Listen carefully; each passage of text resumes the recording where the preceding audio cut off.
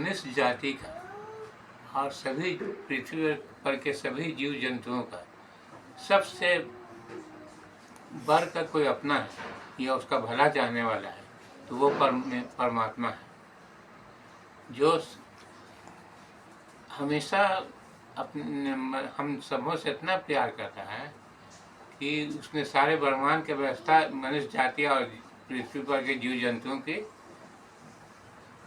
सुरक्षा और आवश्यकताओं को पूरा करने में लगा रखा है। ये हमारा ईश्वर है। संसार भर के सभी लोग इस विषय को मानते हैं। सभी लोग परमात्मा, किसी भी धर्म जाति को हो या किसी भी देश को, सभी लोग इस विषय को समझते भी हैं और अपनाते भी हैं। लेकिन एक ऐसी शक्ति उभर कर सामने आ चुकी है, सामने आकर इतना बलवान बन चुकी है, जो ईश्वर की महानता से और उसकी दया कृपा से ईर्ष्या की जलन में अंधा बनकर ईश्वर को नीचा दिखाने का उपाय करेगा, जो धर्म और मानवता की सबसे बड़ी दुश्मन बनती जा रही है। और वो किसी तरह चाहती संसार भर के सभी धर्मों को मारा मिटाकर, फूट के जहर से मारा मिटाकर एक अधर्म का वातावरण बनाकर संसार के सभी देशों पर अपना शासन स्थापित करना और ईश्वर की जगह दूसरा ईश्वर बनना।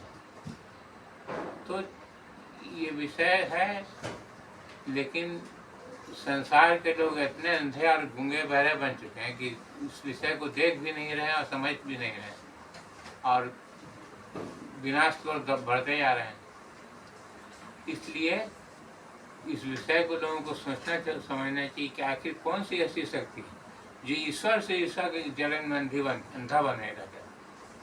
ईश्वर को नीचा दिखाने का, उसके मानने वालों को आग और खून में के भ्रम में ढकेलता जा रहा है। ये संसार भर का एक ही संस्था है, ईसाई पोप का ईसाई धर्म संस्थान, अर्थात रोमन कैथोलिक चर्च, जो ईसा मसीह के पवित्र नाम में छिपे रहकर ईसा मसीह की शिक्षा को भटकाव की दिशा में मोड़कर ईसा मसीह के नाम पर ही धर्म का मुखौटा ओढ़कर संसार भर के सभी समस्याओं का कारण बने हुए हैं। चाहे संसार में कोई भी समस्या हो, उसका अगर कारण ढूंढेंगे लोग तो वही ईसाई धर्म संस्थान है। लेकिन लोग उसको समझ नहीं पा रहे हैं, इतना आदर सम्मान कर रहे हैं कि उसको ही भगवान के बाद उसी को समझ रहे हैं।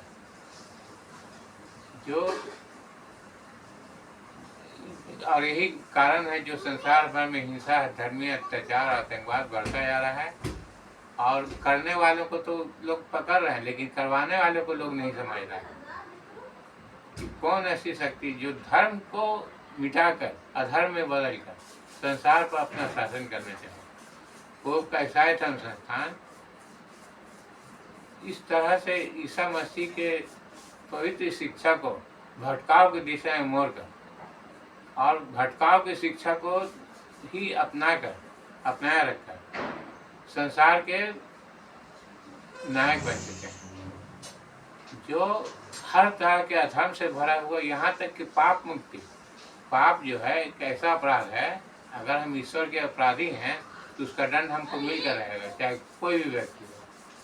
जो भी मनुष्य अपराध करेगा, गलती करेगा तो उसको सजा भुगतना है, और अच्छा करेगा, ईश्वर की मनुष्य जाति के मानवता में मनुष्य जाति का भला करता रहेगा तो उसको ईश्वर पुरस्कार देगा। मतलब ईश्वर क्या चाहता है हमसे कि हम मानव समाज एक दूसरे से प्रेम करें। धर्म का शिक्षा तो यही है। एक व्यक्ति ने पूछा ईसा मसीह से कि हुजूर, गुरुवर सबसे बड़ी इच्छा क्या है ईश्वर की? तो ईश्वर ने कहा कि अपने परमात्मा को अपनी सारी बुद्धि, सारी शक्ति और सारी आत्मा से प्यार करो। और दूसरी शिक्षा इसी की तरह है कि अपने पड़ोसियों को अपने बराबरी का सम्मान प्रदान करो, अपने बराबरी का सम्मान प्रदान। यही धर्म की, इसी शिक्षा पर धर्म की सभी धर्मों का नींव टिका हुआ है। लेकिन आज लोग अपने ही पड़ोसी को लूटना चाह रहे हैं, लूट करके अपना शासन स्थापित करना चाहते हैं। ईसाई धर्म संस्थान जो है हर तरह से ईश्वर विरोधी, धर्म विरोधी और मानवता विरोधी शक्ति है जो, लेकिन ऐसा राजनीतिक में इतना महारत हासिल है उसको, जो हर तरह का अपराध करते हुए भी लोग उसको अपराधी नहीं समझ रहे हैं। उदाहरण के रूप में लोकतंत्र व्यवस्था सबसे उत्तम व्यवस्था है संसार का, लेकिन इस लोकतंत्र व्यवस्था को मतलब देश को लोकतंत्र व्यवस्था अपनाए देशों को अपना गुलाम कैसे बनाया जाता है, कैसे बनाया जा सकता है, इसका ऐसा माध्यम उन्होंने अपनाया है कि इस विषय पर सफलता प्राप्त करते जा रहे हैं। अधिकतर देश उनका गुलाम बन चुका है, यहाँ तक कि हमारा भारत भी, लेकिन हम समझ नहीं पा रहे हैं, इसलिए कि उनके पास कुछ ऐसा माध्यम है संसार प्रेम और शरीर का भूख मिटाने का, ऐसा छूट दे दिया है अपने मानने वालों को। और तीसरा पाप मुक्ति का, कि कोई भी अपराध करो कोई तुमको ईश्वर दंड नहीं देगा। इस विषय पर जो व्यक्ति हमको धन संपत्ति, मान सम्मान और शरीर का भूख मिटाने का माध्यम पैदा कर रहा है और पाप मुक्ति का भी गारंटी दे रहा है, तो लोग उस अधर्म में की ओर जाने से कैसे बचेंगे, जब संसार का हर सुविधा हमको मिल रहा है, शरीर का हर सुख मिल रहा है, तो लोग उसमें जा रहे हैं। लेकिन जाने तो समझ में आएगा मरने के बाद, लोग जो लोग जा रहे हैं जाए, तो संसार में तो ईश्वर ने खुला छूट दे रखा है, तुम जैसा काम करो अपनी मर्जी से, उसका न्याय ईश्वर करेगा। तो लोग अपने आप को ठगवा रहे हैं ईसाई धर्म संस्थान के सदस्य बन करके और उसके समर्थक बन करके। उदाहरण के रूप में देश को कैसे, पहले जो देश को पर शासक बनता, कब्जा किया जाता था, दूसरा आक्रमण करता था, तो उसको बहुत खुनरेजी होता था, मारकाट होता था, और